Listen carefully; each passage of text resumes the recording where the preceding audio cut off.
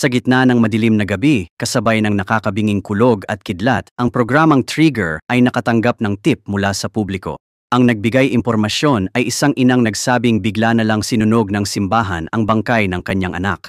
Isang mag-asawang nagmamahalan sa pampublikong banyo ang nakakita ng nakakatakot na bangkay sa inidoro na naging anak pala ng ina. Pagkatanggap ng tip, pinangunahan ni Seo Ryong ang kanyang koponan patungo sa lugar. Ang simbahan ay pinamumunuan ng mag-asawang pastor at ang binatang sinunog ang bangkay ay isa sa kanilang mga tagasunod. Nang harapin ng koponan ng Trigger, walang takot na naglabas ng baril ang pastor, nagsasabing namatay ang biktima dahil sa alak. Ipinakita ni Seo Ryong ang sample ng dugo mula sa coroner na nagpapatunay na may lason na Halloween sa katawan ng binata. Sinasabi na ang gamot na ito ay nagdudulot ng pagkabulok ng laman ng tao matapos itong iiniksyon. Bilang bihasa sa paggawa ng programa, kumbinsido si Seo Ryong na ang simbahan ang pinagmumulan ng droga na Halloween. Tumanggi ang pastor umamin at mas mapusok pa ang asawa, binasag ang urn ng abo ng binata gamit ang baril. Galit, kinuha ni Seo Ryong ang baril ng pastor, itinuro sa sarili, nangakong dadalhin sila sa impyerno bago umalis. Sa gulo, nasugatan at naospital ang direktor ng programa. Tiniyak ni Seo Ryong na ayos ang direktor nang biglang may tumawag na kasamahan. Wala ang pastor, perpektong pagkakataon pumasok sa simbahan habang wala ang direktor. Walang pag-iingat, isinama ni Seo Ryong si Hando, bagong pasok lang ngayong araw. Sabi-sabi, nag-apply si Hando sa Animal Sanctuary dahil sa pagkadismaya sa tao. Mabilis ang tingin sa profile, alam ni Seo Ryong na mahirap si Hando, at tama siya. Papunta, sakay si Hando sa delivery bike, may lollipop, tumatangging mag-deliver at nakikipagtalo sa babaeng nanlalait. Una, dapat sumali si Hando sa grupo ng santuwaryo ng hayop pero sinabi nilang walang bagong Hando na nakarehistro.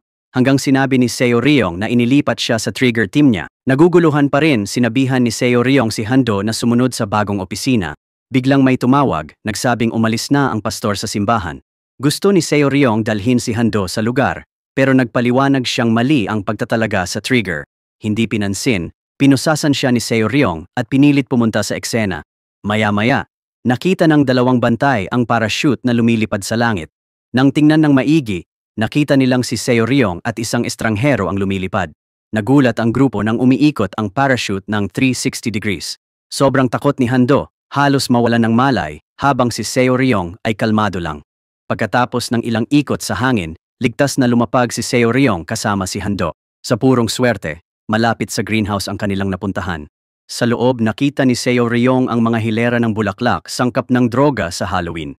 Isang nakadena at gumagala na binata ang nakakuha ng kanyang pansin. Napansin ni Seo Ryong na may kapareho siyang tattoo sa nasunog na lalaki. Hinala niya, ang mag-asawang pastor ang may pakana nito. Ngunit hindi makapagsalita ng maayos ang binata dahil sa kalagayan. Kumuha si Seo Ryong ng bulaklak at itinago kay Hando, inutusang tumakas at protektahan ito. Nag-alinlangan man tinanggap ni Hando ang misyon. Samantala, natuklasan ni Seo Ryong ang maraming bihag na nakadroga sa simbahan. Nakumpirma ang lugar bilang pugad ng kasamaan, nagpatuloy siya sa loob. Doon, nakaupo ang asawa ng pastor sa trono, pinalilibutan ng mga nalinlang na tagasunod. Nangangaral ang asawa ng paghuhugas utak at brutal na binubugbog ang tagasunod, sinisisi ito sa pagkalugi sa cryptocurrency. Nagtago si Seo Ryong at itinala ang mga nakakikilabot na eksena sa harap niya. Sa kasamaang palad, nadulas siya, nag-alerto sa asawa ng pastor na agad na nagpaputok sa kanya. Halos nakatakas si Seo Ryong, pero inutusan ng asawa ng pastor ang mga lasing na tagasunod na hulihin siya. Sa epekto ng Halloween drug, sumugod ang mga tagasunod na parang mga zombie. Habang naghahanap ng labasan si Hando, nakatagpo siya ng zombie na may electric baton mula kay Seo Ryong. Halos hindi siya nakaligtas. Ngayon, napapaligiran na ng mga zombie-like na grupo sina Seo Ryong at Hando. Mabilis na tumalon si Seo Ryong sa likod ng zombie, umakyat at itinapon ang kamera na may ebidensya sa team niya. Nang mahuli ito ng kasamahan, kinaladkad si Seo Ryong ng mga tao. Nagpaputok muli ang asawa ng pastor, pero butit na una nang tinawagan ng team ang pulisya. Dumating ang mga pulis sa tamang oras at hinuli ang lahat ng kasangkot. Sa istasyon, inakusahan ni Seo Ryong ang asawa ng pastor, pero binaligtad nito ang sitwasyon. Pinalabas ng asawa ng pastor na espiya si Seo Ryong. Humingi ng ebidensya ang pulisya kay Seo Ryong, kaya lumapit siya kay Hando para sa bulaklak. Nagulat siya nang magdemanda si Hando na nasugatan daw siya sa trabaho dahil kay Seo Ryong. Mas malala pa, sinabi niyang nawala niya ang bulaklak. Galit na galit si Soryong, pero buti na lang may video siya ng krimen ng mag-asawang pastor. Ngunit kulang pa rin ang ebidensya para sa pulisya, kaya 48 oras lang mapipiit ang mag-asawa. Sa panahong ito, kailangan ni Soryong gamitin ang impluensya ng trigger para makakuha ng warrant. Nang gabing iyon, kumilos agad ang trigger team. Maya-maya, lumapit si Hando, sinalubong ng maingat na tingin ng team. Inutos ni Soryong na umalis siya, pero matigas at bastos si Hando. Ininsulto niya ang team, tinawag silang mga hayop na alipin. Sinabi niyang lipas na ang kanilang matinding pamamaraan para sa hustisya. Bagong naiinis, pinili ni Soryong panatilihin si Hando sa team. Curious sa kakayahan ni Hando, pinanatili siya ni Soryong. Bukod sa bulaklak kay Hando, may isa pang lihim na itinago si Soryong. Nang gabi ring iyon, napagtagumpayan ng trigger ang mga hadlang sa pag-ere. Ang epekto nito ay nagbigay daan sa mabilis na pagdakip sa mayabang na mag-asawang pastor. Bukod sa bulaklak, nakakuha si Soryong ng drone footage ng iligal na gawain ng mag-asawa. Gayunpaman, hindi pa tapos ang kaso. Nang gabing iyon, isang misteryosong tao na si Dr. Tricker ay nag-post ng video sa message board ng team na nagpapakita ng mag-asawang malapit sa editing room ni Trigger. Kahit nahuli nila ang mag-asawang pastor, binatikos ng chairman si Soryong sa paglabag sa patakaran at banta na itigil ang show dahil sa mababang ratings. Desperadong iligtas ang programang pinagbuhusan niya, tinanggap ni Soryong ang hamon ng chairman. Kung sino ang unang makahanap kay Dr. Tricker ang mananalo. Kung mahanap ni Soryong si Dr. Tricker, maliligtas ang trigger. Nag-alinlangan siya pero pumayag. Pero sa halip na personal na hanapin si Dr. Tricker, balak niyang lutasin ang isang misteryosong kaso. Ang paglutas nito ay magsasalba sa palabas. Ipinasa niya ang paghahanap kay Doc Tricker sa kasamahang producer. Samantala, iminungkahi ng direktor na ipromote si Hando, inihayag na dating kakilala niya ito. Ang direktor ang nag-ayos para sumali si Hando sa trigger. Napansin ni Soryong na pumasok si Hando dahil sa koneksyon. Inamin ni Hando, sarkastikong nagsasabi na ang pagtalaga sa mahalagang departamento ay para shooting habang ang paglapag sa trigger ay parang malayang pagbagsak. Mayabang pa rin, nakatagpo si Hando ng katapat kay Soryong na hinatak siya sa archives at inutusang ayusin ang lahat ng lumang files ng team.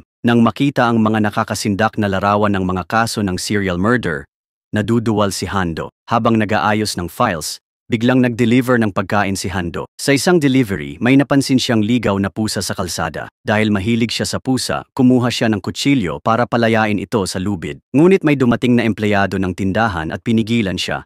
Akalay siya ang serial cat killer sa lugar. Kamakailan, maraming pusa ang napapatay at hindi pa nahuhuli ang salarin. Agad na dinala ng empleyado si Hando sa presinto ng pulis. Sinubukan ni Hando patunayan ang kanyang pagiging inosente, ipinakita ang ID sa trabaho, pero aksidenteng naglabas ng 2 ID, isa mula sa dating kumpanya. Inakala ng empleyado at pulis na peke ang mga ID. Walang choice, tinawagan ni Hando si Soryong para humingi ng tulong. Dumating siya sa istasyon at pinatunayan ang inosensya ni Hando. Sumagot si Hando ng matalim gaya ng dati, sinabi lang na babayaran niya balang araw. Pero sincere si Soryong kasi nakita niya si Hando na marahang umaamoy ng sunflower. Naniniwala siya na ang maanghang na salita ay nagtatago ng malambot na puso. Naantig si Hando sa mga salita ni Soryong. Gumising ng emosyon. Nang gabing iyon sa bahay, naalala niya ang masakit niyang nakaraan. Noong bata si Hando, nakaranas siya ng pisikal na pang-aabuso mula sa ama.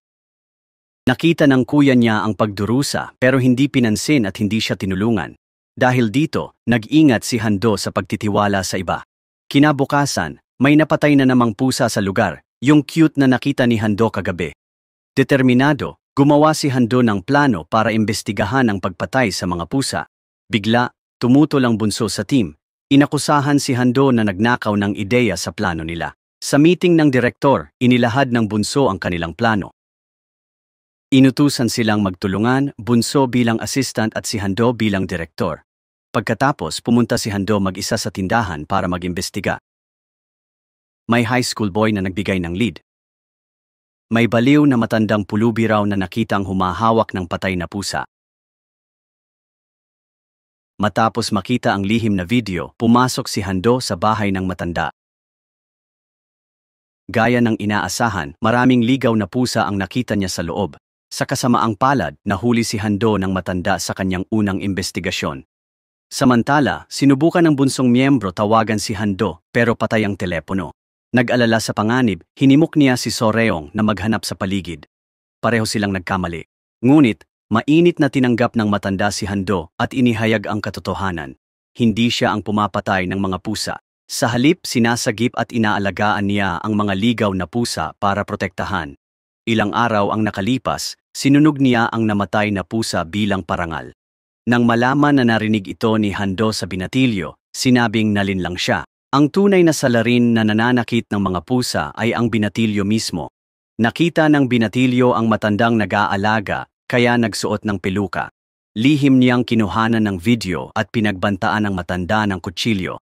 Pagkatapos ng kwento ng matanda, natagpuan ni Soreong si Hando. Sa unang pagkakataon, humingi ng tawad si Hando sa abala. Inamin pa niya na walang dalang recording device sa bahay ng matanda at nasira ang telepono niya. Galit na galit, halos sumigaw si Soreong. Hindi raw angkop sa direktor ang unprofessionalism ni Hando. Inutusan niya si Hando at ang bunso sa team na sabay hawakan ang plano para siguradong magtagumpay. Nang gabing iyon, ipinakita ni Hando kay Soreong ang CCTV footage mula sa tindahan. Biglang nabasag ang bintana ng opisina, may sumisigaw na palayain ang mag-asawang pastor. Nakitang may smoke bomb ang intruder, nanakit si Hando para ipagtanggol si Soreong, pero natamaan siya. Buti na lang, dumating agad ang pulis. Kinumpirma na brainwashed follower ng magpastor ang umatake. Bago pa malutas ang isyung ito, may isa pang problema ang lumitaw.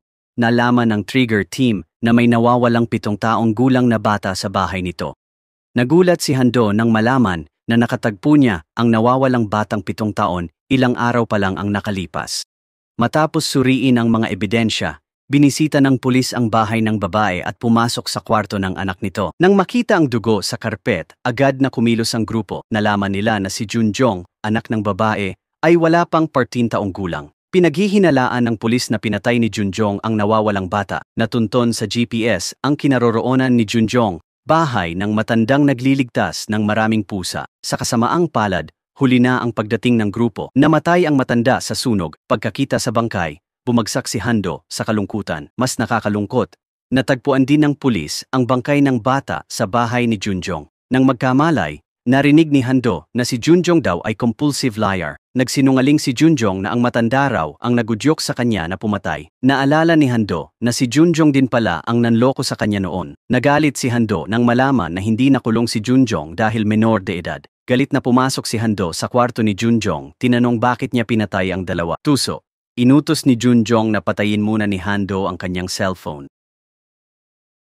Tapos sa mayabang na tono, inihayag niya ang totoo. Noong araw na yon, nakilala ng tindero si Hando bilang miyembro ng Trigger at sinabing mahuhuli rin nila ang salarin. Dahil dito, pinatay ni Junjong ang matanda at bata para hamunin ang Trigger.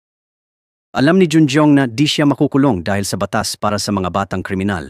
Walang takot niyang sinabi kay Hando na balak niyang pumatay ng 100 tao. Tinawanan ni Hando si Junjong, tinawag siyang talunan. Nangako siyang kukuhanan ng litrato ang mga krimen ni Junjong, mga imahe na magpapahirap sa kanya habang buhay. Ang mayamang pamilya ni Junjong ay kumuha agad ng magaling na abogado para baluktutin ang katotohanan sa media. Para sa katarungan, sinabi ni Hando sa press na si Junjong na nakadisguise bilang babae ay nagbanta sa matanda. Pero sinaway ni Soreong si Hando na ang kanyang mga salita ay maaaring maging libel. Hindi lang tumaaring hindi magbigay hustisya sa matanda, kundi magdulot din ng gulo kay Hando. Payo ni Soreong, sa halip na sisihin sarili, dapat niyang tutukan ang tungkulin bilang producer. Kanina, sa bahay ng matanda, may nakita siyang nasunog na kamerang inilagay niya ilang araw pa lang.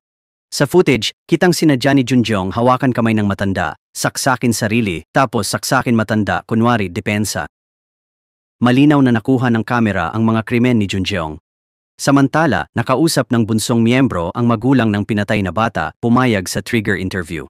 Pero nang makita si Hando, nakilala siya ng nanay bilang taong nang insulto sa kanya sa kalsada kamakailan. Agad niyang pinalaya si Hando at ang bunsong miyembro ng team. Galit na galit, di maintindihan ng bunso bakit laging nagdudulot ng gulo si Hando. Sa istasyon, nag-text ang tatay ng bata na tumanggi na sa interview. Habang nakikipaglaban ang kupunan sa kabiguan, walang pakialam na pumasok si Hando, ipinakita ang mini camera na itinago sa labas ng silid ni Junjong. Naitala nito ang kanyang paghaharap kay Junjong at balak ni Hando ipalabas ang lihim na footage sa palabas. Para bumawi, nagbahagi rin siya ng kritikal na impormasyon matapos paalisin ng ina ng bata. Sinabi ng kapitbahay na 4 na taon ang nakalipas, pinaghinalaan si Junjong na pumatay sa kanyang nakababatang kapatid. Noon, may kasambahay na balak magulat ng hinala tungkol kay Junjong sa pulisya pero pinigilan at tinanggal ng ina. Nahanap ni Hando at ng bunso ang katulong na nagsabi na may gasgas si Junjong malamang galing sa paglaban ng kapatid. Sa tulong ni Hando at ng bunso, pumayag ang katulong na ipalabas ang kanyang interview sa Trigger. Pagkatapos ng interview, nagsimula ang Trigger team gumawa ng reenactment ng mga pangyayari. Dahil sa limitadong budget, si Hando ang napiling gumanap bilang Junjong. Sa kasamaang palad, ang allergy niya sa pusa ay nagdudulot ng tuloy-tuloy na pagbahing habang nagfe-film na muling ikinainis ng pinakabatang miyembro. Sa kabila ng mga hadlang, natapos nila ang mga gawain at naghanda para sa broadcast. Bilang host, mahusay na inilahad ni Soryong ang mga natuklasan ng koponan.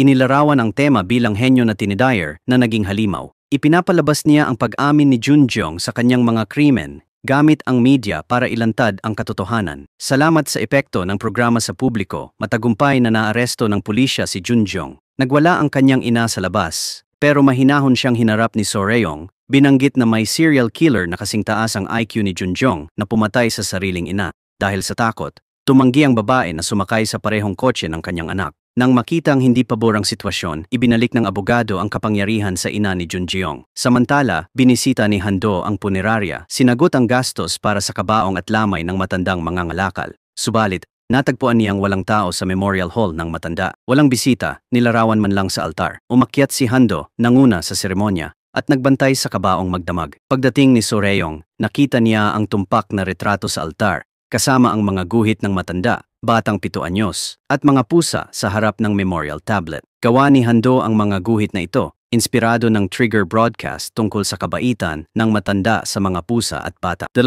high school girls at isang pamilya ng 4 ang dumating para magbigay galang.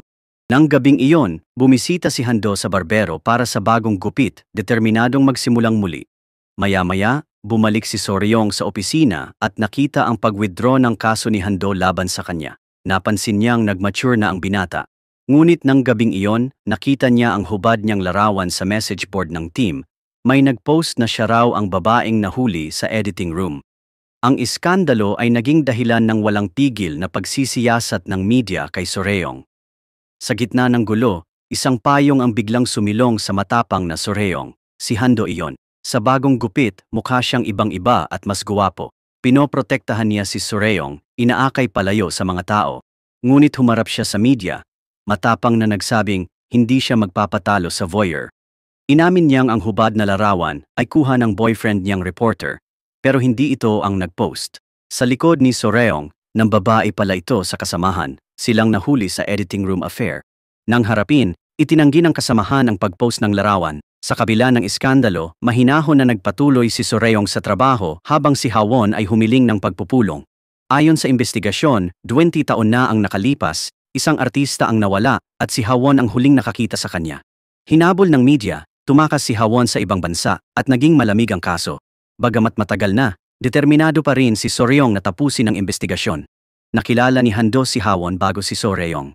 Nang mapansin ang gwapong hitsura ni Hando, tusong tinanggal ni Hwon ang singsing at lihim na hinawakan ang hita niya. Hindi nababagabag, tumayo si Hando at lumayo sa kanya. Maya-maya, dumating si Soryong sa kahilingan ni Hwon.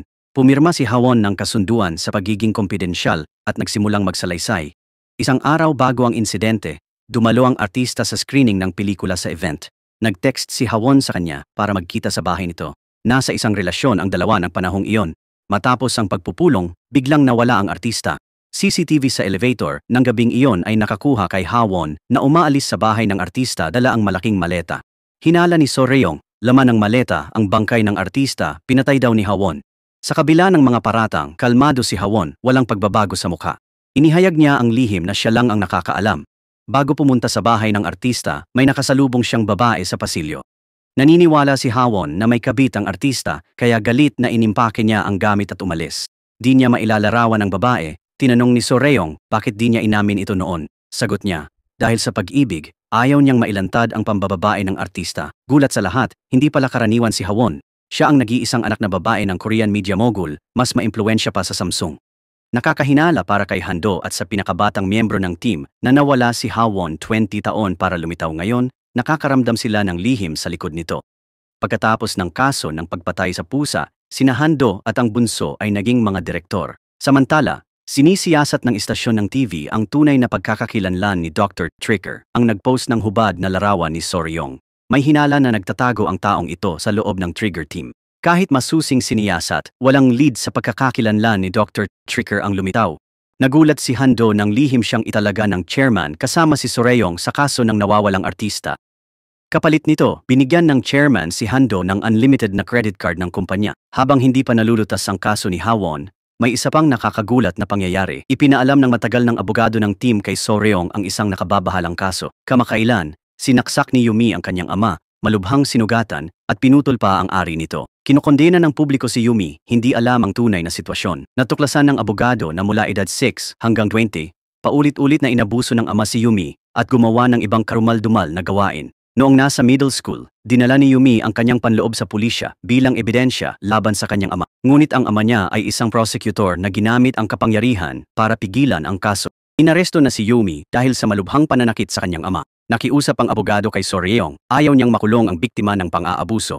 Pumayag si Soryong at nang araw ding iyon, binisita niya si Yumi sa kulungan kasama ang abogado. Sa halip na talakayin agad ang kaso ni Yumi, ikinuwento ni Soryong ang kanyang karanasan sa lihim na pagkuha ng larawan. Pinaghihinalaan niya ang kasintahan na nangakong magmamahal at magpoprotekta na nasa likod ng hubad na larawan. Ngayon, dahil sa mga matatamis na salitang iyon, hindi alam ni Soryong kung ano ang dapat paniwalaan. Napalambot ng kanyang mga salita si Yumi pero hindi sapat para lubos siyang magbukas. Gusto na lang mamatay ni Yumi ngayon. Nawalan na siya ng ganang mabuhay. Bago matapos ang pagbisita, hinimok niya si Soryong na makipaghiwalay sa kasintahan. Mapagpasya gaya ng dati, kinausap ni Soryong ang kasintahan niya ng gabing iyon tungkol sa pagiging Dr. Tricker. Matindi niyang itinanggi ito pero hindi na pinakipagtalo ni Soryong. Tinapos na niya ang relasyon sa taong walang hiya. Bumisita sina Soryong at Hando sa ospital para makita ang ina ni Yumi ngunit nalito sa kanyang kilos. Hindi niya binisita si Yumi sa kulungan pero tapat na inaalagaan ang asawang nang abuso sa anak nila. Walang paliwanag ang babae. Maya-maya, bumalik si Soryong sa kulungan, pero tumanggi si Yumi na makipagkita sa kanya. Bago umalis, nag-iwan si Soryong ng pera para kay Yumi, hiniling sa staff na bilhan siya ng maginhawang sapatos. Kinabukasan, muling bumisita si Hando sa ospital. Sa halip na harapin ng ina ni Yumi, ikinuwento niya ang sarili niyang karanasan. Tulad ni Yumi, nasaktan siya ng ama, hindi sa pang-aabuso, kundi sa sakit na nag-iwan ng peklat sa puso ng bata. Tinanong niya ang ina ni Yumi kung bilang ina, hindi ba siya nag-aalala sa anak. Emosyonal na isinulat ng babae ang katotohanan sa isang notebook. Kung mamatay ang asawa, maaaring mahatulan si Yumi ng kamatayan at sinisikap niyang pigilan ito. Sinabi ni Hando na mali ang kanyang pag-iisip. Ang kailangan ni Yumi ay yakap at suporta ng ina, isang taong laging nasa tabi niya. Kinabukasan, nalaman ni Soryong na pumayag na si Yumi makipagkita sa kanya. Suot ni Yumi ang mga sneakers na regalo ni Soryong. Sinabi ni Soryong na sinunod niya ang payo ni Yumi at nakipaghiwalay sa nobyo. Unti-unti, inilabas ni Yumi ang damdamin na ang pang-aabuso ng ama ay nagtulak sa kanya sa pagpatay. Akala niya ang pagpatay lang ang paraan para makatakas sa impyernong buhay.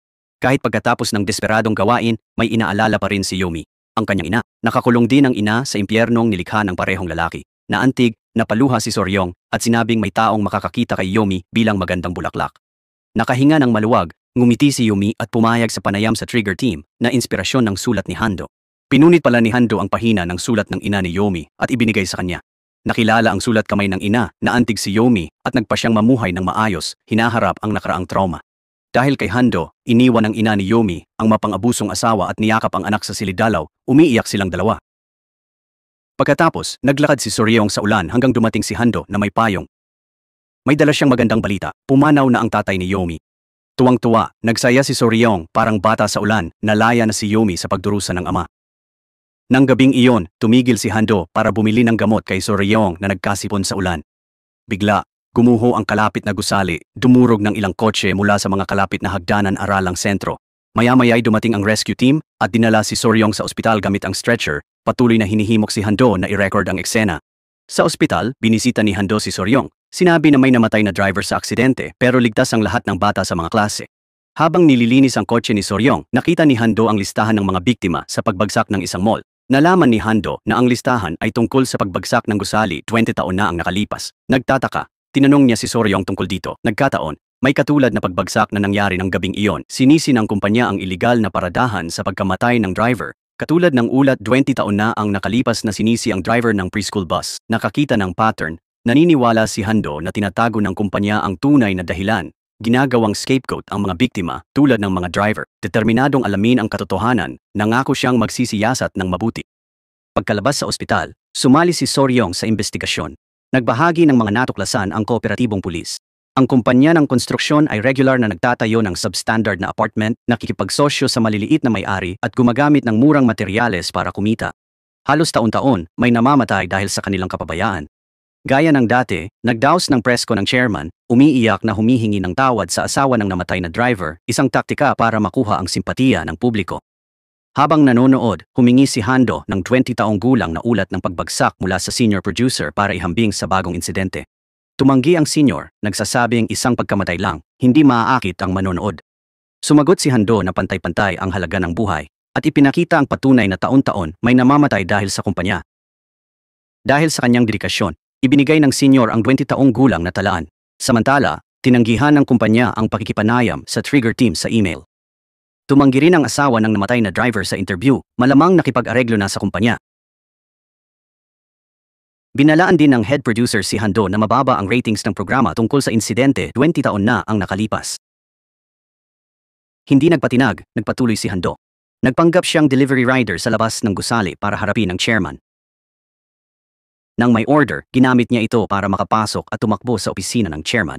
Gaya ng inaasahan, hinila siya ng seguridad palabas. Nakipag-ayos ang kumpanya, hinihimok na itigil ang investigasyon kapalit ng pagpapalaya kay Hando. Di inaasahan, tinanggihan ng head producer ang alok dahil sa integridad. Sa tulong niya, nakaiwas si Hando sa gulo. Gayunman, binalaan ni Soryong si Hando na ang kasong ito'y may kaugnayan sa batas, pera at kapangyarihan, hinihimok siyang mag-isip ng matalino at target-in ang kahinaan ng kalaban kaysa kumilos ng pabigla-bigla. Para imbestigahan ang bagong collapse, binisita ni Hando at ng bunso si Ji-nu, isang crane driver noong nangyari ang insidente. Pinilit ng kumpanya ng konstruksyon na magtrabaho magdamag sa hindi ligtas na lugar. Si Ji-nu mismo ang nakasaksi sa aksidente. Binayaran siya ng kumpanya para tumahimik kapalit ng pagpirma sa kasunduan ng pagiging confidential. Para sa kanyang asawa at mga anak, tinanggap ni Ji-nu, pero pagkatapos ilipat ang pera sa asawa, kinain siya ng konsensya. Nagplanong magpakamatay para sa namatay na driver, si Ji-nu ay naabutan ni Hando at ng bunso, napigilan ang kanyang balak. Mabilis na pinutol ni Hando ang lubid na balak gamitin ni Ji-nu. Binabalaan na ang ganitong kilos ay makakabuti lang sa salarin habang maiiwang walang ama ang kanyang mga anak. Ipinagtapat ni Nu ang takot bilang mahirap na manggagawa, nais ng hustisya, walang lakas laban sa mayayaman. Bilang manggagawa, hindi siya makapag-isip ng paraan para lumaban. Iginiit ni Hando na ang pagtakas ay hindi ang sagot. Kung si Nu ay mamatay, maraming iba pang mahihinang biktima ang lilitaw. Hindi matatapos ang hirap ng mahihirap. Nangakong bahala sa natitira, hinihimok ni Hando si Nu na mabuhay ng maayos para sa sarili at maipagmalaki ng mga anak. Nang gabi, tinalakay ni Hando at Soryong ang aksidente 20 taon na ang nakalipas, plano tanungin ang driver ng bus. Nagulat si Hando nang tawagan ni Soryong ang driver sa harap niya, ang kanyang ina. Sa harap ni Hando, ipinaliwanag ni Soryong ang tunay na dahilan ng pagbabago ng ruta. Nang araw na iyon, nanganak ang guro sa bus, kaya binago ng ina ni Soryong ang ruta para tumulong. Sa kasamaang palad, dumaan ang bus sa hindi ligtas na konstruksyon na naging sanhi ng aksidente. Dahil sa patuloy na tanong ng ina, at ubiling inilarawan ni Soryong ang eksena at bilang ng namatay, inihayag na lahat ng bata sa bus ay namatay. Sa labis na kalungkutan, nagpakamatay ang kanyang ina. Sa pag-alala nito, labis na nalungkot si Soryong at uminom ng husto. Nang sandaling iyon, tumawag ang kasamahan ni Hando, may naghihintay daw na may impormasyon tungkol sa kumpanya ng konstruksyon. Nakipagkita si Hando sa informante na naging driver pala ng chairman. Nagbigay ang driver ng lihim na video kung saan inamin ng chairman na gumagamit ng subcontractor para iwasan ang pananagutan. Samantala, si Baek Song-yi, mabait na kasamahan, hiniling kay Soryong na tulungan si Hando at ang bunso. Si Baek Song-yi ay anak ng guro sa preschool noon, ipinanganak ng ligtas dahil sa ina ni Soryong. Naantig sa batang tinulungan ng kanyang ina, agad pumayag si Soryong na tumulong. Kinabukasan, hinarap ni Soryong, Hando at ang bunso ang mayamang tagapangulo ng konstruksyon sa labas ng hukuman. Hindi nagpapakita ng pagsisisi ang pangulo. Malamig na sinabi ng tagapangulo na ang malakas na kumakain sa mahina ay walang hanggang batas. Di niya alam, ang bunso, nagpanggap na sekretarya, nag-imbita ng asawa ng ministro sa eksena. Pinatugtog ni Soryong ang lihim na recording ng driver kung saan kinutiya ng chairman ang asawa ng ministro at inamin ng substandard na materyales. Galit pero kalmado, kinuha ng asawa ng ministro ang recording, nangangakong ibabahagi sa asawa. Galit na galit ang tagapangulo, pero lahat ay nakunan ng kamera. Naghatid si Soryong ng mahusay na episode, naniniwala na mailalantad ang lihim na kasakiman at mananaig ang katotohanan. Sa panonood ng broadcast, si Mr. Nu ay na-inspire sa matatag na tingin ni Soreon at tinawag ang trigger team. Gayunman, ipinaalam ng head producer kay Hando na binugbog ang driver na nagbigay ng recording dahil sa pangungurakot ng suhol ng chairman at naghiganti sa pamamagitan ng pagbibigay ng maling impormasyon sa palabas. Matapos ang broadcast, nahaharap ang construction company sa pagsalakay ng prosecutor's office. Kasabay nito, pinagbantaan ng kumpanya ang trigger team, inakusahan sila ng pagpapalabas ng hindi na-verify na impormasyon sa TV. Mahinahon na sinusuri ni Soreon ang sitwasyon. Sa video ng driver ng chairman, ang bahagi lang ng panunuhol ang gawa-gawa. Ang natitira ay totoo. Kung magdedemanda ang kumpanya, handa siyang mag-counter-demanda na magbabahas sa media ng kanilang mga negatibong lihim. Sa harap nito, umaatras ang kumpanya. Nang gabing iyon, nakipag-ugnayan ng scriptwriter na si Hong kay Soreon. Sa pulong, natagpuan ni Soreon ang nanginginig na Namjoon na naghihintay. Kamakailan, naramdaman ni Namjoon na patuloy siyang sinusundan, itinutulak siya sa mental breakdown. Sa pagsusuri sa kaso, nalaman ni Soreon na 10 taon na ang nakalipas. Sa kasal ni Namjoon, pumasok ang kanyang dating kasintahan na si Choi Jin. Pinagalitan niya ito dahil iniwan siya at nagpaputok sa galit bago mahinahong tumugtog ng piano sa gitna ng madugong kaguluhan. Dahil sa impluensya ng pamilya, si Choi Jin ay nakatanggap ng maluwag na sentensya. Nang mastok, nagulat si Namjoon sa pulisya pero pinaalis siya. Iginiit nila na nasa bilangguan pa si Choi Jin at di makatakas. Ngunit ng gabing iyon, tiyak na naramdaman ni Namjoon si Choi Jin sa likuran niya. May natanggap siyang liham na ang unang titik ng bawat pangungusap ay bumubuo ng tiyak na papatayin kita na lalong nagpaalala sa kanya. 10 taon na ang nakalipas, tinulungan ni Namjoon ang scriptwriter na si Hong sa palabas. Ngayon, dahil di sineseryoso ng pulisya ang stalking, pinayagan ni Hong at head producer si Namjoon na manatili sa duty room para sa kaligtasan. Nananatiling nababalisa si Hong, naaalala ang banta sa buhay na natanggap ng team 1 dekada bago ang palabas. Noon, isinugal ni Hong at ng iba ang lahat para ipalabas ang programa at protektahan si Namjoon. Ngayon, tila nauulit ang kasaysayan. Nang marinig ang kwento ni Hong, nagpasya si Soreon na mag-imbestiga. Nakakagulat, tumanggi si Hando na sumali, iniisip na mapanganib si Choi Jin at ang kaso, sumang-ayon sa kanya ang pinakabata. Galit na galit, nagpasya si Soreon na kumilos mag-isa. Sa parking ng apartment ni Namjoon, nakakita siya ng tracking device sa ilalim ng kotse. Biglang dumating si Hando. Muling nag-isip at sumama kay Soreon dahil sa pag-aalala. Pumunta sila sa pool kung saan na-stalk si Namjoon para kunin ang CCTV footage pero tumanggi ang staff na makipagtulungan. Gumawa ng plano si Hando. Bumisita sila sa tindahan ng laruan malapit sa pool. Ipinakita niya ang unlimited credit card ng chairman. Nangangakong bibili ng maraming laruan kapalit ng access sa CCTV footage ng tindahan. Pumayag agad ang may-ari. Sa pagsusuri ng footage, nakakita sina Hando at Soreon ng kahina-hinalang lalaki pero hindi nila makita ang mukha. Samantala, nalaman ni Hong na may bagong kasintahan si Namjoon. Ngunit dahil sa takot na maulit ang nakaraan, isinakripisyo ni Namjoon ang kaligayahan at iminungkahi ang paghihiwalay para protektahan siya. Naawa si Han kay Namjoon na gusto lang magmahal at mamuhay ng normal pero nahaharap sa nakamamatay na presyon. Sa sandaling iyon, nalaman ni Namjoon na wala si Choi Jin sa kulungan. Ipinaalam ng abogado sa trigger team na matapos makulong, nasuring may dissociative identity disorder si Choi Jin. Para sa treatment, inilipat siya ng bilangguan sa isang ospital sa labas. Tiniyak ng abogado na mahigpit ang seguridad sa ospital, kaya imposibleng makatakas si Choi Jin. Nagbigay din ang abogado ng bagong litrato ni Choi Jin na hindi tumutugma sa kahina-hinalang lalaki sa CCTV footage kagabi. Para mapatunayan ang totoo, bumisita si Soreon sa ospital ni Choi Jin pero agad siyang pinaalis dahil bawal ang mga reporter. Sa puting araw ng mga puso, hiniling ng nobyo ni Namjoon kay Soreon na ihatid ang mga bulaklak. Pagdating sa bahay ni Namjoon, nakita ni Soreon na nandoon na si Hando. Napansin nilang patay ang ilaw, kaya nag-alala sila at tumayo sa labas na may hawak na mga pamalo. Bigla, lumitaw ang mga kasamahan nila na may dalang cake. Kaarawan pala ni Soreon at may sorpresa sila. Naantig si Soreon nang makita si Namjoon na masaya sa pamilyar na pakiramdam ng kasama ang mga mahal sa buhay. Habang hinihipan ni Soreon ang kandila, nakaramdam si Hando ng kakaibang kilig sa puso. Maya-maya, ibinigay ni Soreon kay Namjoon ang bulaklak mula sa nobyo. Hinikayat siyang ngumiti at mabuhay ng masaya. Para protektahan si Namjoon, nagpasya ang trigger team na magsalitan sa pag-aalaga kay Soreon. Nang gabing iyon sa bahay ni Soreon, kumuha sila ng group photo. Lahat ay masaya maliban kay Hando na tila nag-aalala. Pagkahatid kay Soreon, nagatubili siya bago umaming siya si Dr. Tricker, ang naglantad ng iskandalo. Nilinaw niya na nasaksihan lang niya ang pangyayari at nag-post tungkol dito, hindi ang hubad na larawan. Galit pa rin si Soreon at sinabing ang kanyang aksyon ang nagdulot ng pagkalat ng pribadong larawan. Dahil sa maling gawain ni Hando, hindi na siya kasama sa mga bagong assignment. Si youngest na ang kasama. Ngayon, bumisita ang dalawa sa psychiatric hospital para interviewin si Choi Jin. Harap kay Soreon, kalmado si Choi Jin at ipinakita ang diagnosis para patunayan na totoo ang sakit. Ngunit maya-maya, bigla siyang naging kakaiba, kinagat ang doktor sa harap ni Soryong. Tila tunay na naghihirap siya mula sa skizophrenia. Pagkatapos ng pagkikita, tinanong ni Soryong ang doktor ni Choi Jin na tumakas sa kanyang pagsisiyasat, malinaw na may itinatago. Ito ay nagkumbinsi kay Soryong na si Choi Jin ay talagang nagkukunwaring may sakit sa isip. Nang araw na iyon, inanyayahan ni Soryong si Hando na sumama sa pakikipagkita sa ama ni Choi Jin.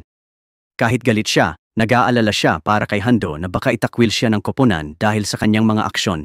Humingi ng tawad si Hando at pinatawad siya ni Soryong basta't hindi niya ibubunyag na siya si Dr. Trigger sa kahit kanino. Pagkatapos ng kasunduan, nagtungo sila para makilala ang ama ni Choi Jin. Nalaman ni Soryong na ang doktor ni Choi Jin ay naging chairman ng ospital na pinunduhan ng ama ni Choi Jin, nagdudulot ng hinala. Walang malinaw na paliwanag ang ama ni Choi Jin, pero nangako na walang inosenteng tao ang masasaktan pa. Para malaman kung sino ang stalker ni Namyang, nagpost ang Trigger team sa social media. Nangangako ng reward para sa info. Maya-maya, may lalaking tumawag sa show, umaming sintalker niya si Namyang, pero may kumuha raw sa kanya na di niya kilala. Hinala ng lalaki, baka Gov employee ang kumuha sa kanya kasi di siya makontak mula 9 AM hanggang 5 PM. Dahil dito, nagsimulang mag-imbestiga si Soryong. Bigla namang tumawag si Choi Jin galing psychiatric hospital, may malapit daw kay Namyang na fan niya. Kaya napaghinala ni Soryong ang kasalukuyang boyfriend ni Namyang. Dati, pumunta ang boyfriend sa Trigger set para hanapin si Namyang, pero tinago ng team ang kinaroroonan niya. Paano niya nalaman kung nasaan si Namyang? Nagkataon,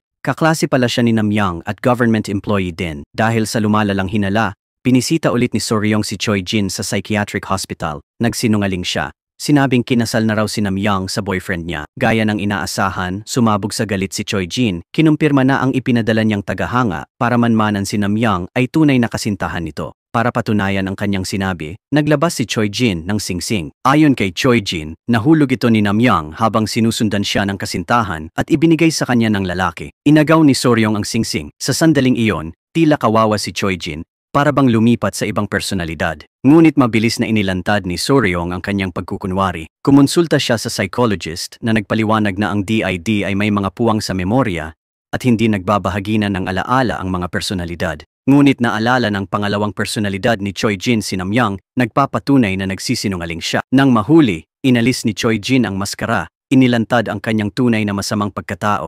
Kaya itinatala ni Soryong ang lahat. Galit siyang nagbabanta pero di siya natitinag. Matapang na sinumpaan niyang mabulok ito sa kulungan. Tungkol sa tunay na tagahanga ni Choi Jin, natuklasan na ni Soryong ang sagot. Kanina, nakausap niya ang kasintahan ni Namjung para pag-usapan ang sitwasyon.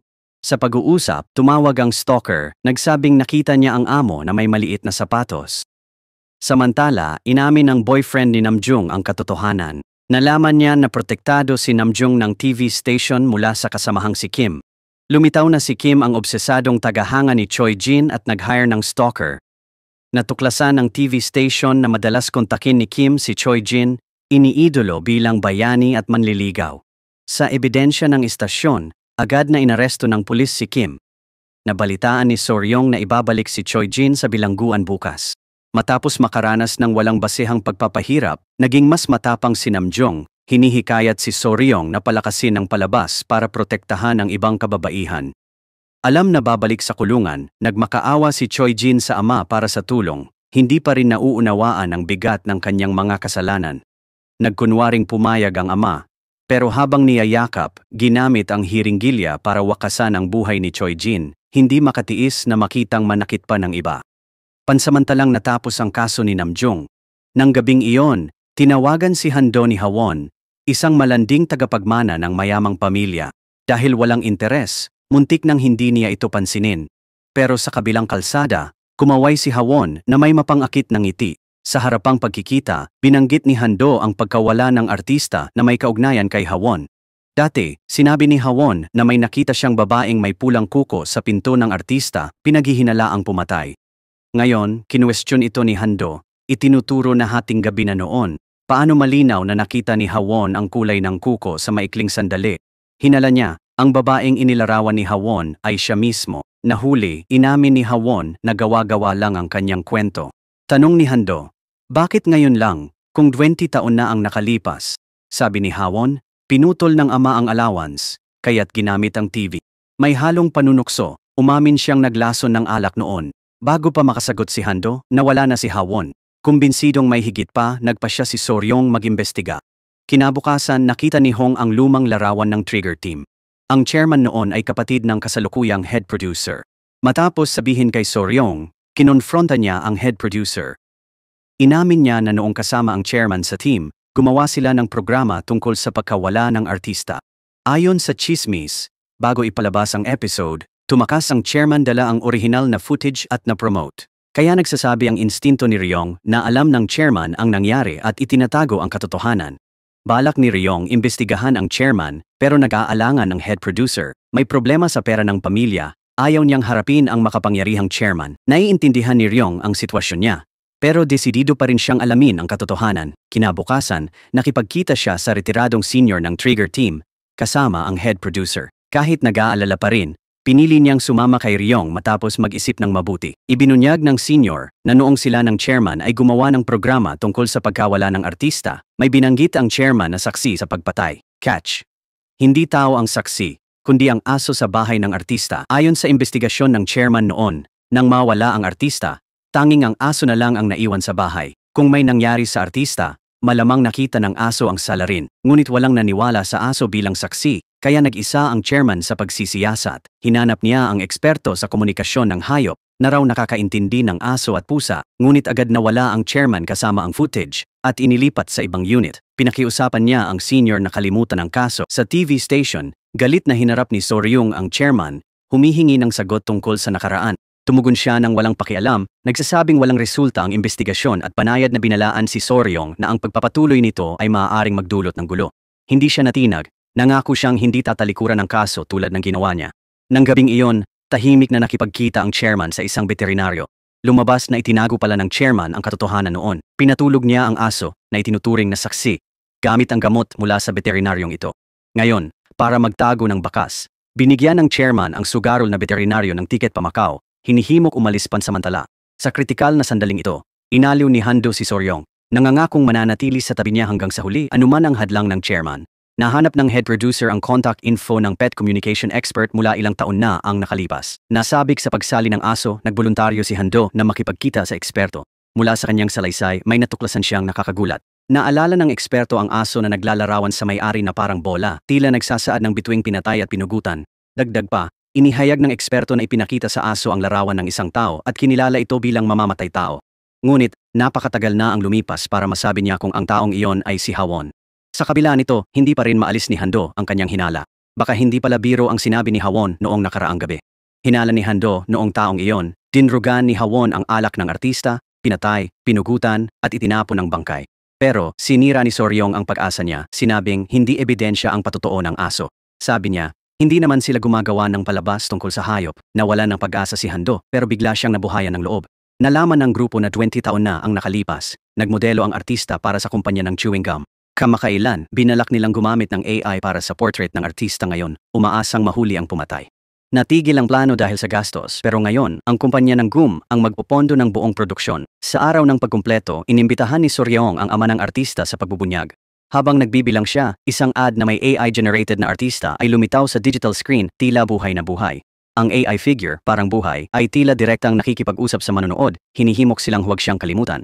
Nang gabing iyon, ipinadala ni Soryong ang video kay Hawon, nag-aalok ng pagpupulong. Pumayag si Hawon, ngunit ang kanyang mga matay nagpapakita ng takot. Galit na sinaksak ni Hawon ang bagong rebultong luwad, natatakot na mailantad ang krimen dahil sa AI-reconstructed na imahe. Hating gabi, pumasok siya sa art gallery, may dalang palakol, sinira ang salamin at ninakaw ang rebulto sa loob. Hindi nagtagal, nalaman ito ni Soryong mula sa dating kasintahan, isang tagaloob ng media na naghihinala sa motibo ni Hawon sa pagnanakaw. Sa pagsisiyasat sa gallery, natuklasan ni Soryong na ang ninakaw na rebulto ay ulo ng tao na tumugma sa kwento ng pet communicator tungkol sa aso ng artista.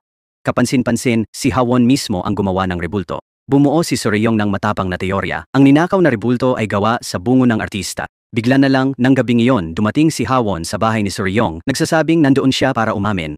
Sa harap ni Soryong, inamin ni Hawon na pinatay niya ang artista at sinabing 20 taon na ang nakalipas, ipinagtapat niya ito sa chairman na tinakpan ang krimen. Nagtataka si Hawon kung si Soryong ba ay katulad ng chairman. Matapat na sumagot si Soryong, ang katotohanan ay parang buto sa kanyang lalamunan.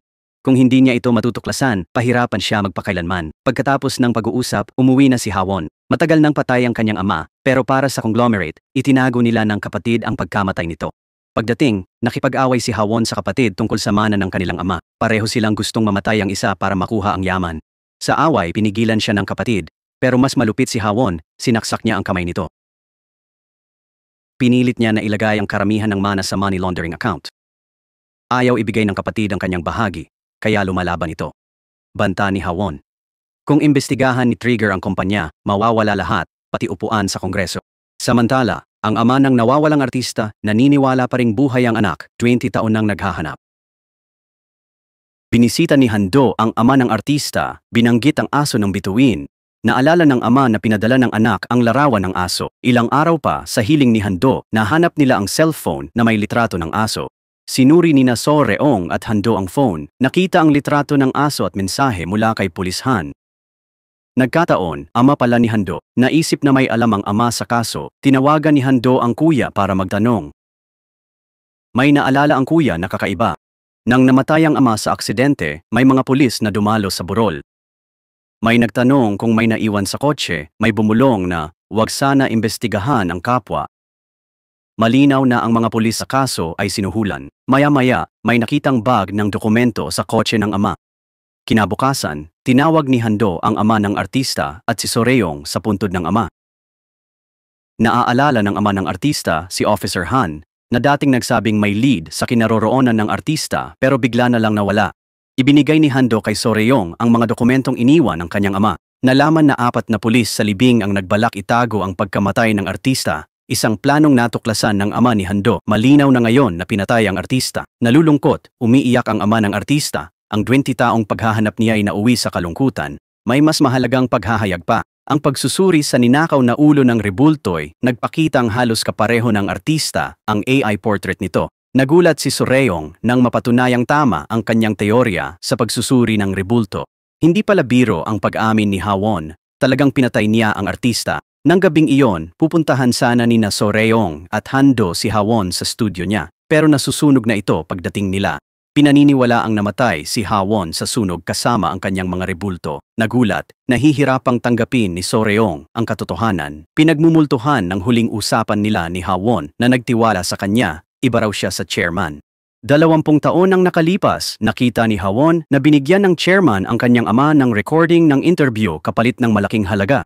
Hinimok niya si Soreong na, "Huwag siyang iwan, binalaan na kung may mangyari sa kanya, huwag magtiwala sa masasamang nagpapanggap na mabuti, sila ang papatay sa kanya." Nag-aalinlangan pa rin, kinonfrontang ni Soreong si Assemblyman Cho, kapatid ni Hawon. Tinanong kung gusto niyang magpa-autopsy para sa kapatid. Nakakagulat, binuksan ni Cho ang kabaong ni Hawon, sinisisi si Soreong sa pagkamatay niya dahil sa walang tigil na investigasyon na nagdulot ng kawalan ng pag-asa. Hinala ni Soreong na pinatay si Hawon pero tinanggihan ito ni Cho, mariing sinisisi siya. Nangako siyang lalabanan ang Trigger hanggang sa huli. Pero nang mag-isa sa bahay ng gabing iyon, tumawa si Cho ng baliw. Dahil sa pagkamatay ng kapatid, siya na ang tanging tagapagmana ng yaman ng kanilang ama. Malinaw na magkaalyado ang chairman at Assemblyman Cho. Kinabukasan, sinisi ng chairman si Soreong sa pagkamatay ni Hawon. Sinabi ni Soreong na umamin si Hawon sa pagpatay sa artista at sinuhol ang pulisya at chairman. Inakusahan niya ang chairman na nagtatago ng sariling krimen. Kalmado pa rin siya, sinabing walang ebidensya ang pag-amin ni Hawon. Nang mabalitang namatay ang ama ni Hawon, pinintasan ng chairman si Soreong.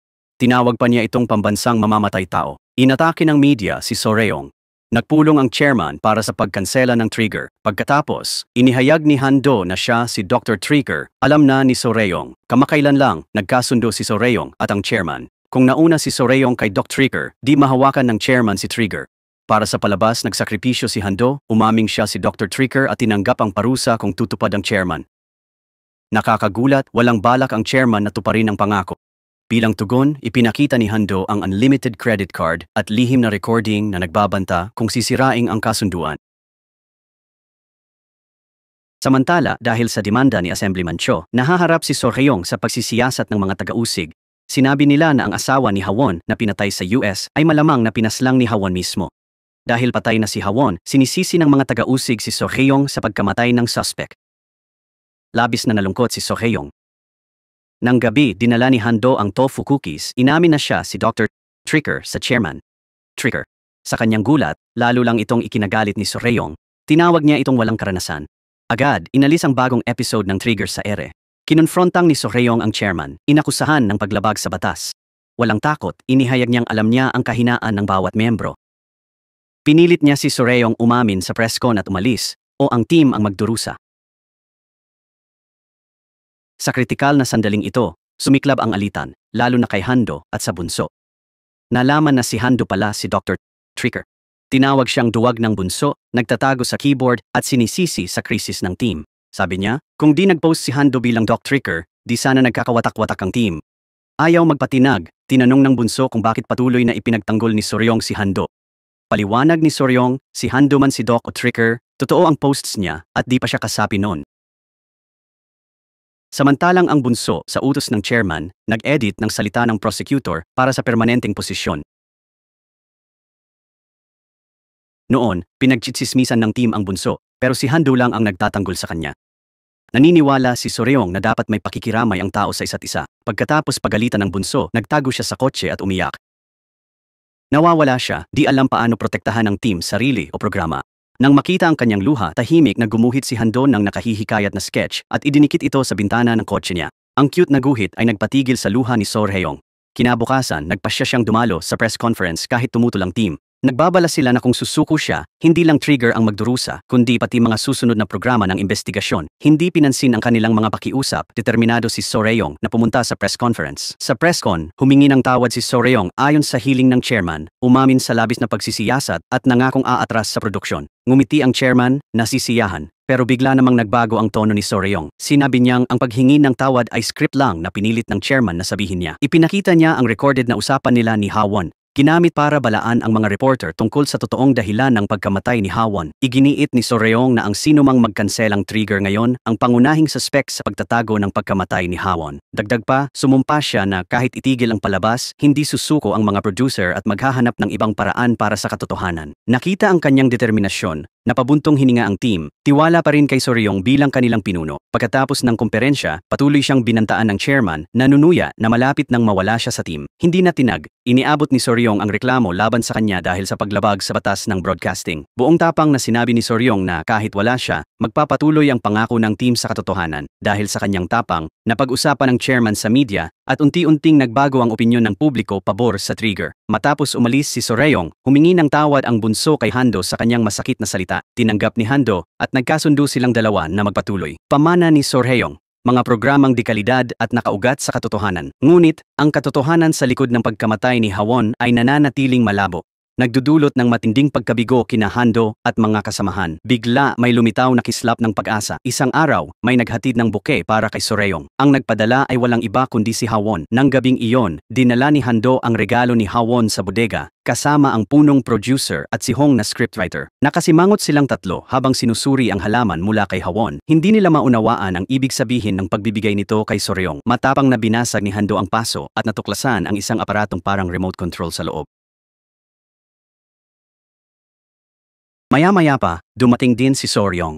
Ang bodega na to ang bagong lihim na base ng Trigger program. Dito, ipinagpatuloy ni Soreong ang pagpupulong at pag-uutos sa team.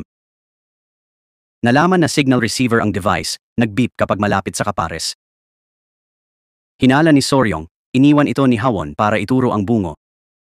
Binisita ni Hando ang kapatid, ipinakita ang mga larawan ng investigador. Kinumpirma ng kapatid na dalawa ang dumalo sa libing ng ama nila. Hinanap ni Hando ang opisyal, inamin na anak siya ni Officer Han. Sinabi ng opisyal na 20 taon na ang nakalipas, umamin si Hawon sa krimen. Pero, nakialam ang legal team ng ama ni Hawon, tinago ang katotohanan. Sinabi nilang gawa-gawa lang ang pag-amin ni Hawon at dahil sa yaman at impluensya ng pamilya, napawalang sala siya. Inihayag din ng opisyal na si Hawon ay nakakatakot na kalmado sa kanyang pagtatapat, walang takot o pagkabalisa. Ngunit nang kunin siya ng konglomerado, mabangis siyang lumaban na parang gusto niyang makulong. Nakakalito ang kanyang pag-uugali. Pagkatapos ng pulong, nakasalubong ni Hando si Soreong sa kalye. Nang gabing iyon, nakipagkita si Soreong sa kapatid ni Hawon na si Assemblyman Cho, nag-aalala sa kanyang kaligtasan. Gumaan ang loob ni Hando nang sabihin ni Soreong na may kamera ang kanyang salamin para i-record si Cho. Sinabi niya kay Hando na tawagan ng pulis kung hindi siya lumabas sa loob ng 1 oras. Gaya ng inaasahan, sinubukan ni Cho na suhulan si Soreong ng pera at kapangyarihan para itigil ang investigasyon. Kung susunod siya, aalukin siya ng pagkapangulo ng media company para malayang siya sa atin ang mga kontrabida maliban sa kanya at conglomerate niya. Ngumisi si Soryong dahil ang tiwaling konglomerado ni Cho ang eksaktong gusto niyang ilantad. Hindi natatakot, lantarang banta ni Cho na lalabanan niya ito hanggang sa huli. Sa base, sinuri ni Soryong at Hando ang recording ng usapan niya kay Cho para sa kakaibang detalye. Siniyasat ni Hando ang mga ari-arian ng konglomerado ni Cho na tuklasan ang lihim na lawa. Kinabukasan, binisita ni Soryong at Hando ang lawa. Tinanong ang matatandang lokal. Tawag nila'y Ghost Shadow Reservoir. Sabi nakakalason daw ayon sa pagsusuri ng gobyerno kaya iniiwasan ng lahat. Pero nang kumonsulta sina Soryong at Hando sa mga eksperto, sinabi ay ligtas at di nakakalaso ng tubig. Samantala, kumalat na si Hawon daw ay nagdusa sa paranoia at iba pang sakit sa isip ng ilang taon. Nakita ni Soryong at Hando ang pakana ni Assemblyman Cho na magkalat ng chismis tungkol sa sakit sa pag-iisip ni Hawon para maiwasan ang hinala sa pagpatay. Dahil kailangang kumilos agad, lihim na hiniram ni Soryong ang drone ng Cho para siyasatin ang reservoir. Kumbinsido na may itinatagong lihim ang mga chismis, gaya ng inaasahan, may nakitang kakaibang bagay ang drone sa ilalim ng tubig. Kahit tutol sina Hando at ang bunso, iginiit ni Soryong na siya ang sisid, nangangakong babalik sa loob ng 10 minuto. Sa ilalim ng reservoir, nagulat siya nang makakita ng maraming kalansay ng tao. Nang aalis na siya, nasabit ang paa niya at hinila siya pababa. Sa pampang, nag-aalala sina Hando at ang bunso habang lumilipas ang 10 minuto. Para iligtas si Soryong, sumisid si Hando kahit delikado. Bigla na lang, ligtas na nakaahon si Soryong. Sumabog sa tuwa si Hando. At mas nakakagulat, nakuha ni Soryong ang bungo ng artista mula sa lawa. Bigla, dumating ang seguridad ng Cho Conglomerate, humihingi ng pahintulot na halughugin ang kotse nila. Binilisan ni Hando ang takbo para tumakas, pero muntik nang lumusong sa tubig. Walang takot, bumaba si Soryong at mahinahong tinanong ang mga gwardiya kung may search warrant sila. Siyempre, wala silang dala. Ngumiti si Soryong at sa sandaling iyon, dumating ang mga pulis na tinawagan niya kanina. Bago suriin ang lawa, pinaalaman na ni Soryong ang mga pulis. Nang araw na iyon, nakarecover ang pulisya ng mahigit 10 kalansay ng tao mula sa lawa. May ebidensya na. Pumunta sila sa bahay ni Assemblyman Cho para arestuhin siya. Pero hinarang sila ng gwardya. Mayabang na sinabi ni Cho na may immunity siya dahil kailangan ng pag-apruba ng Kongreso para arestuhin siya. Nakita ng pulisya ang pag-iwas ni Cho sa batas, kaya mas naging determinado silang makahanap ng matibay na ebidensya. Lumabas sa forensic ng mga kabataang babae ang mga biktima, kasama ang mga menor de edad. Ipinaalam ng pulisya kay Soryong ang mga natuklasan, pero nakita niya sa balita na may mga media na nagtatanggol kay Assemblyman Cho. Sinasabi nila na inabuso siya ng ama noong bata, pero naging mahusay na negosyante at politiko na naglilingkod sa bansa. Ang kwentong ito na inihanda ng chairman ay para protektahan si Cho. Samantala, natuklasan ni Hong na ang mga hubad na larawan ng mga babae sa phone ni Cho ay galing sa dark web, kaugnay ng ilegal na grupo na nagbebenta ng mga batang babae. Malinaw na kliyente si Cho na nagtatago ng mga biniling babae sa kanyang mga golf bag. Nang gabing iyon, sa laro na may droga kasama ang isang babae, niloko siya nito na mag-iniksyon muna. Nang mawalan siya ng kontrol, tumakas ang babae at humingi ng tulong sa malapit na pulis. Kumalat ang kwento at binaling ng media ang galit kay Cho. Kinokondena siya. Naniniwala si Hando na pinutol ng chairman ang ugnayan kay Cho para iligtas ang sarili. At talagang sa araw na iyon, nakipag-ugnayan ang chairman kay Soryong. Inalok ng chairman na ibalik si Soryong sa Trigger at suportahan ang programa niya tungkol sa pagpatay sa artista. Nangako pa siyang kusang magbibitiw pagkatapos ng broadcast. Kapalit nito, kailangan ipalabas ni Soryong ang kanyang pampublikong paghingi ng tawad. Napilit niyang itinigil ang palabas dati at ngayon ay nagsisisi. Pumayag si Soryong at binalak ang broadcast. Pero tumutol si Hando, nakikita ang pagsisisi ng chairman bilang pakana para maputi ang imahe at umalis ng marangal. Hindi matanggap ni Hando na papurihan ang tiwaling chairman. Hindi sang-ayon si Soryong, iginiit na ang prioridad ay maipalabas ang programa. Para sa kanya, paglalantad ng katotohanan ang tanging tungkulin ng producer. Sa kabila ng pagtutol ni Hando, nanaig ang determinasyon ni Soryong. Nakumbinsi si Hando at nagkaisa ang team para sa bagong programa tungkol sa pagsisisi ng chairman. Parang nagsulat na ng script ang Pangulo ng maaga. Binasa niya ng maayos ang kanyang pagsisisi sa harap ng kamera. Bilang host, ipinalabas ni Soryong ang video ng pagtapat ni Hawon at pagsisisi ng Pangulo. Sa paghingi ng tawad, tila tapat ang Pangulo, nagsisisi sa pagtatago ng katotohanan at nangangakong gampanan ang huling tungkulin bago magbitiw. Gaya ng inaasahan, pinuri ng publiko ang broadcast, inilarawan siyang konsensya ng media. Hindi nila alam, binalak na ng Pangulo ang kanyang pag-alis. Pagkatapos magbitiw, balak niyang tumakbo bilang assemblyman para sa mas malaking kapangyarihan. Habang ngumingiti sa tagumpay, nabigla siya nang ilantad online ang kanyang mga kasalanan, mula sa pag-espiya hanggang sa pagmamanipula ng opinyon. Ito'y plano ni Soryong at ng Trigger Team, kasama ang isang direktor na kunwari kakampi ng Pangulo, ngunit talagang matuwid pala. Matagal nang hindi kontento sa tagapangulo, alam ng direktor ang kanyang madidilim na lihim.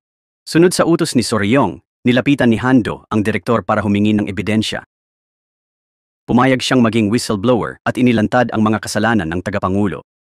Sa pamumuno ni Soryong, nagtagumpay ang koponan sa pagbagsak ng tagapangulo. Si Assemblyman Cho, kasabwat niya, ay agad na inihiwalay at kinasuhan. Naaresto rin ng pulis na sumira ng ebidensya sa kaso ng artista noon. Nang kumalma na ang lahat, dumalo sina Soryong at Hando sa libing. Nagbitiw ang direktor at ngayon ay may cafe na. Ang head producer, kaibigan ni Soryong, ay naging bagong direktor. Sa seremonya, ipinalabas ang bagong trigger episode sa ilalim ng mga ilaw. Tinanong ni Hando si Soryong bakit siya laging nakikipag-date sa masamang lalaki. Sabi niya, hindi niya kayang tanggihan ang may gusto sa kanya. Suhestyon ni Hando na gawin niya ang kabaligtaran, pumili ng gusto niya. Nang magkatinginan sila, nahihiyang ngumiti si Soryong. May bagong lead ang pulisya. Bago namatay si Hawon, naglipat ng malaking pera ang kumpanya sa ibang bansa. Nagulat sila at nag-isip na baka buhay pa si Hawon.